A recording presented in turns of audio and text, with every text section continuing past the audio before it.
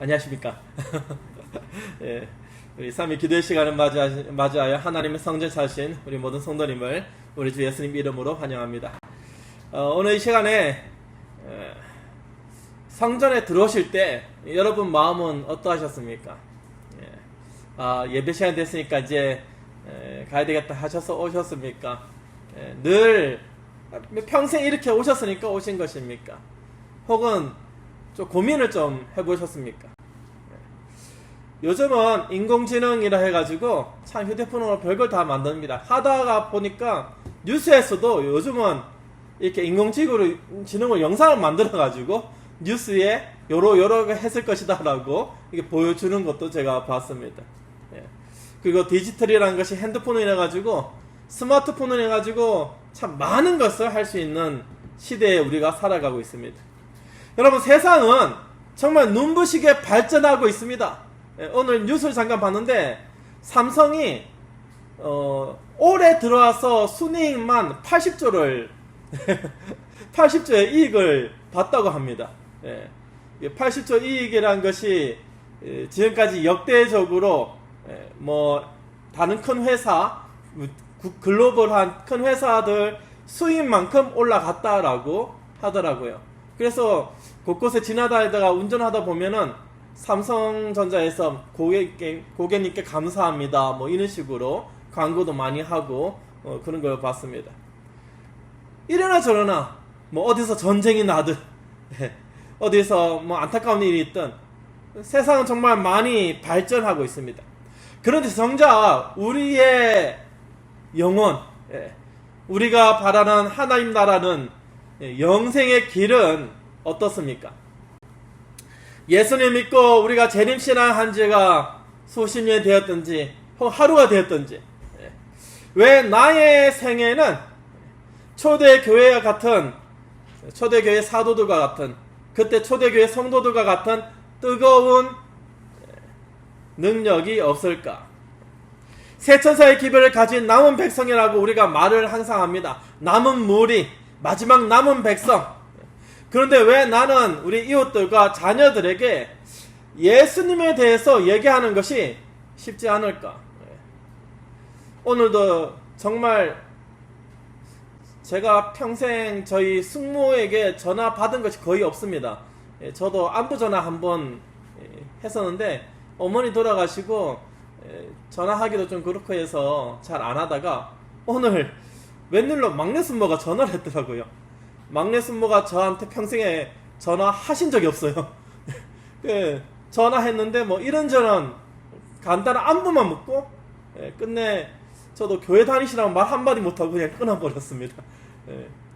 참 가족들에게 복음을 전가한다는 것이 쉽지 않습니다.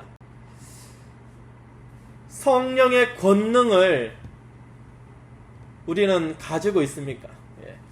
항상 성령 하나님의 역사, 성령 하나님의 임재, 성령의 충만함을 얘기하지만은 이름만 성도로서 우리가 하루를 살아가고 있다면 그 삶이 하나님 앞에 바른 삶인가, 의미가 있는 삶인가 생각하게 됩니다.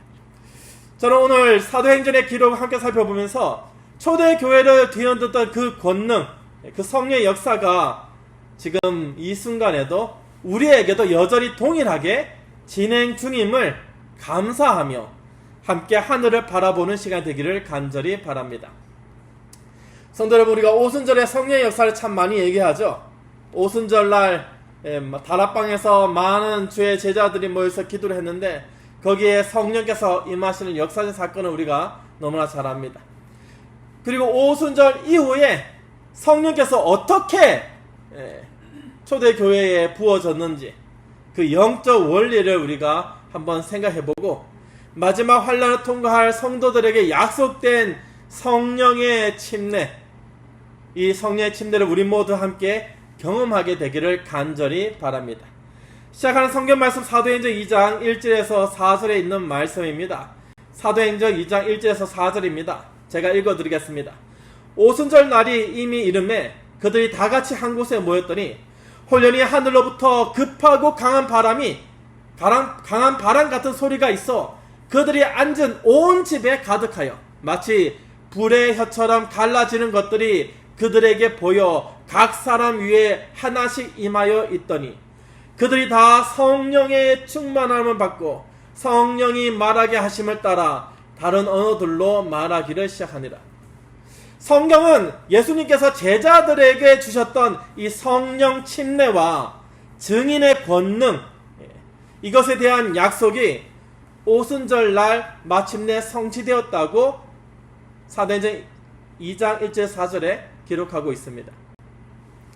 그런데 이 많은 예수님을 믿는다는 그리스도인이라고 얘기하는 많은 사람들이 이 오순절의 이 성령의 경험은 이 당시에 사도들만 경험했던, 이 당시에 그 자리에 있었던 사람들만 경험했던 특별한 일이었다라고 선을 그으면서 생각하는 분들이 많이 있다는 것입니다. 그런데 사도행전의 역사는 이 오순절 이후 이 성령의 역사의 경험이 지금 주께서 오심이 가까운 이때 막바지에서 모든 그리스도인 여러분과 저 하나님을 믿는다는, 하나님을 신실하게 믿는다는 모든 사람들에게, 모든 하나님의 백성들에게, 특별히 이 늦은 빛 성령을 예비해야 할 성도들 위해서 예비되었다라고 성경은 우리에게 얘기하고 있습니다. 그래서 분명히 보여주고 있습니다. 성령의 침례는 과거에 큰 특별한 이벤트, 특별한 날이 아닙니다. 그런 과거의 유물이 아닙니다. 오늘 이 시간에도 우리에게 변함없이 똑같이 역사하고 계시는, 지금 진행되고 있는 약속, 하나님의 약속, 우리 주 예수님의 약속, 우리 주께서 어떻게 약속하셨습니까? 하늘을 승천하시면서 내가 또 다른 보혜사를 보내주겠다. 그 보혜사 성령께서 우리와 함께 하시는 그 충만한 인재가 우리에게 똑같이 진행되고 있다는 것입니다. 그런데 안타깝게도 여러분, 우리는 어떻습니까? 오늘날 우리뿐만 아니라 모든 많은 그리스도인이 이 오순절의 권능에 참여하고 있지 못한 것이 사실인 것 같습니다. 늦은 빛 성령의 역사를 그렇게 외쳐왔는데 성령의 역사를 경험하고 있는지 없는지조차 잘 모르는 현실. 우리는 이와 같은 시점에서 스스로에게 질문해 볼 필요가 있습니다. 초대교회 성도들은 도대체, 오순절 이후에 초대교회 성도들은 도대체 어떻게 해서 오순절 성령의 침례를 경험할 수 있었는가? 여러분, 초대교회 때 보면요, 예수님의 그 사도들이 나아가서 전도를 했을 때에 3,000명씩, 5,000명씩 예수 그리스도를 개인의 구주로 영접하고 하나님 앞에 나왔다는 기록이 성경에서 증가하고 있습니다. 그 해답이 사도행전 역사 속에 그대로 증거되고 있습니다. 사도행전의 제자들은 오순절 이후에 어떻게 성령의 침례를 경험했는가? 성경은 크게 두 가지 실제적인 경우를 우리에게 보여주고 있습니다. 첫 번째는 말씀을 듣는 중에, 하나님의 말씀을 듣는 중에 성령이 직접 강림하신 고넬료 가정의 사건입니다. 사도행전 10장 44절에서 47절에 있는 글입니다. 사도행전 10장 44절에서 47절인데 제가 44절과 47절을 읽어드리겠습니다. 베드로가 이 말을 할 때에 성령이 말씀 듣는 모든 사람에게 내려오시니 베드로가 이르되 이 사람들이 우리와 같이 성령을 받았으니 누가 능히 물로 침례 베품을 금하리요 하고. 성도 여러분, 이방 사람이었던 고넬료의 가족들은 베드로가 전하는 대속의 복음, 예수 그리스도의 복음을 온전한 믿음으로 경청할 때 어떤 인위적인 의식 없이, 인위적인 방법 없이 성령 하나님의 임재를, 성령 하나님의 충만한 임재를 경험하였습니다. 말씀이 온전히 증거되는 곳에 성령께서 직접 역사하시는 것입니다. 여러분들께서 분명 그런 경험이 있을 것입니다. 하나님의 말씀을 깊이 읽을 때, 하나님의 말씀을 깊이 들을 때, 감동을 받을 때, 하나님께서 나와 함께 하시는구나, 충만함을 경험할 때가 있습니다. 거기서 멈춰버리면 문제가 되는 것이죠. 또 두 번째는 하나님께서 구별하신 영적 지도자들의 안수 기도를 통해서 성령께서 임하시는 이 사마리아의 사건과 같은 경우도 있습니다. 사도행전 8장 12절에서 17절에 있는 글입니다. 사도행전 8장 12절에서 17절, 제가 12절과 17절을 읽어드리겠습니다. 빌립이 하나님 나라와 및 예수 그리스도의 이름에 관하여 전도함을 그들이 믿고 남녀가 다 침례를 받으니 두 사도가 그들에게 안수함에 뭘 받았다고요? 성령을 받는지라. 빌립이 하나님 나라와 예수 그리스도에 대해서, 예수 그리스도의 이름에 대해서 전도하고 그것을 이게 믿었을 때에 그들에게 성령이 임하였습니다. 이렇게 증거하고 있습니다. 여러분, 사마리아에서나 에베소서에서나 안수하여 기도했을 때에 영적 지도자들은 그들 자신 또한 성령 충만한 가운데 거하고 있었습니다. 다시 말해서 성령 충만한 가운데 있는 자가 안수를 베풀었을 때에 그 상대에도 예수 그리스도를 개인의 구주로 영접하고 하나님 말씀 믿을 때에 성령께서 임하시는 역사를 경험한다는 것입니다. 성령의 권능, 성령 하나님의 충만함, 성령 하나님의 역사, 성령 하나님의 임재하심, 이 모든 것은 오직 나 자신을 비우고 완전히 비우고 성령 하나님의 충만한 가운데 거하는 순결한 통로를 통해서만 우리가 경험하게 되고, 그 통로가 되었을 때에 그 역사가 일어난 것을 우리가 보게 되는 것입니다. 반드시 우리가 생각해야 될 것은 중요한 진리가 있는데 오해해서는 안 되는 진리입니다. 안수기도를 통해서 성령의 충만함을 구하는 것은 정말 귀하고 놀라운 경험입니다. 그런데 그것이 성령의 충만함을 받기 위한 절대적인 필수 조건이 아니라는 것입니다. 성령의 침례를 받는 비결은 하나님의 원칙 안에서 아주 단순합니다. 성령의 침례를 받는 비결은 오직 하나님의 약속을 100% 전적으로 하나님의 약속을 신뢰하고 믿음으로 강구하는 일입니다. 그때 성령께서 인재하시고 성령께서 우리와 함께 하십니다. 사도 바울은 갈라디아서 3장 14절에 이 원리를 명확하게 밝힙니다. 갈라디아서 3장 14절에 이는 그리스도 예수 안에서 아브라함의 복이 이방인에게 미치게 하고 또 우리로 하여금 믿음으로 말미암아 성령의 약속을 받게 하려 함이라. 우리 삶 속에서 임하시는 성령 하나님께서는 우리로 하여금 새롭게 태어나는 이 회심의 경험을 갖게 하십니다. 그래서 우리가 회개도 성령 하나님의 선물이고 믿음도 성령 하나님의 선물이라고 얘기합니다. 그리고 일단 이 회심의 경험에 들어가게 되면은 성령 하나님께서는 우리 안에 가득 채워지십니다. 그리고 우리로 하여금 성령 하나님께서 인도하신 대로 갈 수 있도록 우리 발걸음을, 우리 손길을, 우리 입술을 성령께서 온전히 주장하십니다. 성령께서 그것을 원하십니다. 성령 하나님께서 우리 삶 가운데 임하셔서 우리의 모습이 드러나는 것이 아니라, 나의 생각이 드러나는 것이 아니라, 나의 이 욕심이 드러나는 것이 아니라 성령 하나님의 충만함으로 인해서 성령께서 행하시고자 하는 하나님의 모든 계획이 우리를 통해서 일어나게 되기를 성령께서도, 하나님께서도 원하시는 것입니다. 왜 그럴까요? 왜 성령께서는 우리와 함께 하셔서 우리 가운데 임하셔서 우리로 하여금 하나님의 모습을 나타내기를 원하실까요? 나의 인간적인 의지나 결심으로는 이 죄악 세상에서 하나님 백성으로 온전히 살아갈 수가 없습니다. 우리가 정말 열심히 성경 읽고 정말 열심히 기도를 해도 우리는 나약한 모습을 실수하고 죄 가운데 넘어지고 빠지고, 그리고 하나님 앞에 부르짖고, 그러나 내게 능력 주시는 자 우리 구주 예수 그리스도의 이름으로 성령 하나님께서 우리 삶 가운데 임하실 때에, 성령 하나님께서 우리를 주관하실 때에 넘어져도 다시 일어날 수 있고, 구덩이에 빠져도 다시 올라올 수 있고 넘어지지도 않고 빠지지 않을 수도 있다는 것입니다.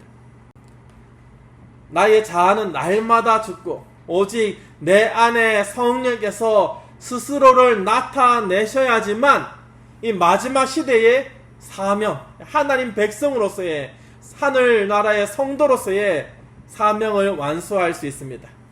우리가 날마다 눈을 뜨자마자 아침에 일어나자마자 무릎을 꿇고 성령 하나님의 임재를 갈급하게 정말 간절히 구해야 하는 영적 이유가 바로 이것입니다. 오늘 우리에게 무엇보다 시급한 것은 성령 하나님의 임재입니다. 충만히 임하시는 것, 성령 하나님의 침례입니다. 물로 침례를 받았으니 이제 성령의 침례, 다른 말로 예수 그리스도의 보혈의 피의 침례라고 얘기하기도 합니다. 성령의 침례 없이는 세상을 향해 나아가는 것은 십자가 직후 낙심과 두려움에 빠져있던 제자들이 아무 대책 없이 세상으로 뛰어드는 것보다 더 무모하고 위험한 일입니다. 하나님께서는 여러분 한 분 한 분이 하나님께서 직접 심으신 나무가 되기를 원하십니다.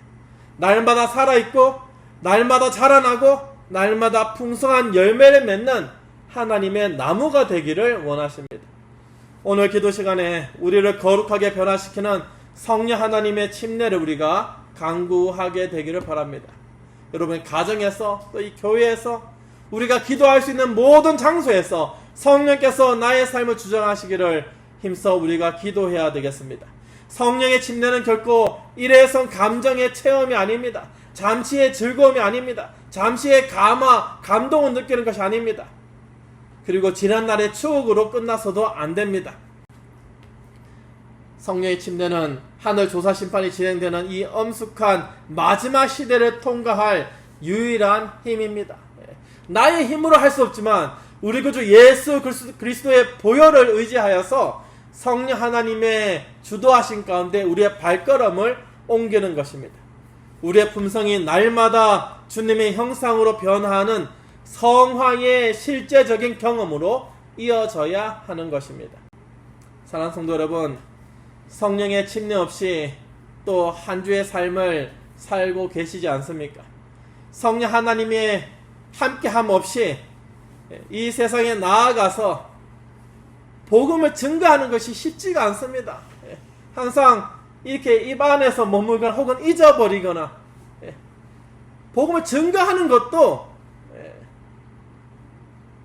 결코 바람직하지 않을 수도 있습니다. 우리 마음 가운데 예수님의 사랑을 온전히 품고 성령 하나님의 충만한 임재 가운데 우리의 입술로 주장하시도록 성령 하나님께 모든 것을 맡기는 주의 백성이 되어야 하겠습니다. 그것이 성령 하나님의 임재를 경험하기 전에, 성령의 충만함을 받기 전에 두려움에 떨어 문을 걸어 잠갔던 제자들이 아무 대책 없이 정말 세상으로 뛰어드는 것보다 무모한 일은 없다는 것을 다시금 우리가 생각해야 되겠습니다. 여러분, 우리 힘으로는 세상을 이길 수 없습니다. 세상은요, 눈이 돌아갈 만한 것이 너무나 많습니다. 시간이 지날수록 더 많아지는 것 같습니다. 우리가 온전히 붙잡고 부르짖어야 할 영적 약속, 사도행전 5장 32절에 있는 말씀을 다 같이 읽겠습니다. 사도행전 5장 32절. 우리는 이 일의 시작, 우리는 이 일의 증인이요 하나님이 자기에게 순종하는 사람들에게 주신 성령도 그러하니라 하더라. 우리가 성령의 침례를 받는 가장 확실한 비결은 주님의 말씀에 철저히 순종하는 것입니다. 그리고 순종할 수 있도록 성령께 우리의 모든 것을 맡기는 것입니다. 그리고 하나님께서 약속하신 성령 하나님을 순수한 믿음으로 구하는 것입니다. 하나님은 하나님의 약속을 신뢰하고 무릎 꿇고 기도드리는 남은 백성들에게 지금도 성령을, 보혜사 성령 하나님을 약속하신 바대로 아낌없이 우리에게 부어주십니다. 형식적인 종교의 외형을 우리가 십자가 앞에 다 내려놓고 우리의 영적 무력함을 하나님 앞에 온전히 고백하고 위로부터 내리는 성령의 침례를 경험하는 우리 모두가 되기를 간절히 바랍니다. 그리하여 우리 주께서 심으신 나무처럼 살아있고 날마다 성장하고 의의 열매를 맺는 참된 하나님의 백성, 성령 하나님의 인도한 가운데 있는 성령의 침례를 받은 재림 성도가 되시기를 간절히 바라며 이 시간 말씀을 줄이겠습니다.